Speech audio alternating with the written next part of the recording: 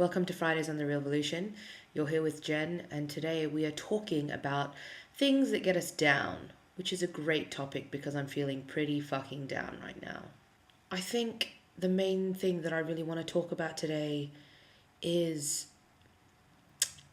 the really vicious cycle that seems to take place when you get hurt in a relationship and then you kind of take on the role of the hurter in the next relationship and almost like treat the person. Oh, it's so confusing. It's really confusing. You treat each other basically.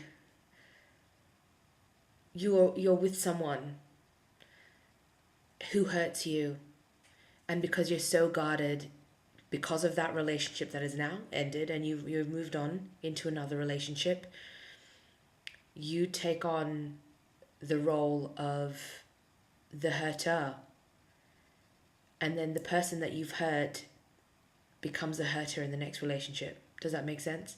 It's this constant cycle where people are just hurting each other because of something that was done to them in a previous relationship.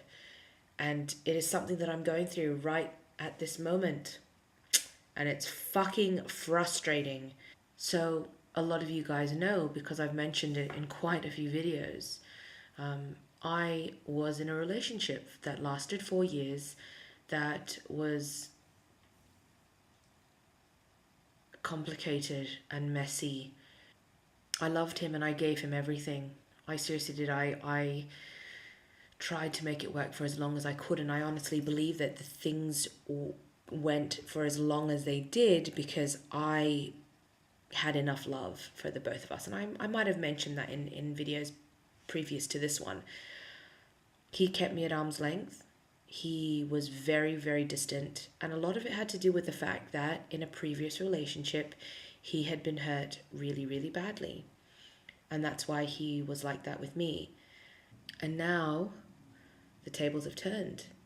And, I was seeing a really, really lovely guy who made me laugh, and he was just great. And I protected myself and kept him at arm's length without really meaning to. I was, unlike my ex, very honest about my fears and why I was being so cautious. But by the end of it, it was one of, not only, but one of the main reasons why it ended. That's really all I have to say. It's something that I'm working through. I feel like not only have I lost like a lover, a person that I really cared about, but I've lost a really, really amazing friend who I spent almost every single day with for the past 8 months. But yeah, it is the way it is, and all we can do is grow, and all we can do is learn and try not to hurt each other and kind of break that cycle. And so if you've ever been hurt in the past, if you've ever been someone who's gone through what I've gone through, try your hardest to put your fears aside and just go through it and just jump in with both feet and don't look back. There's no point looking back, right?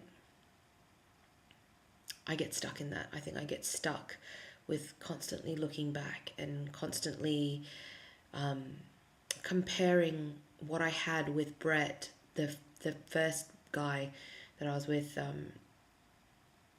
and only remembering the good parts and comparing those good parts, which were few and far between, with the parts about Dave that I didn't like, which is unfair to Dave, and it's unfair it's just unfair. But yeah, all you can do is learn. All you can do is try to be better in the next one, and hope that you haven't hurt that person so much that they're going to damage someone else.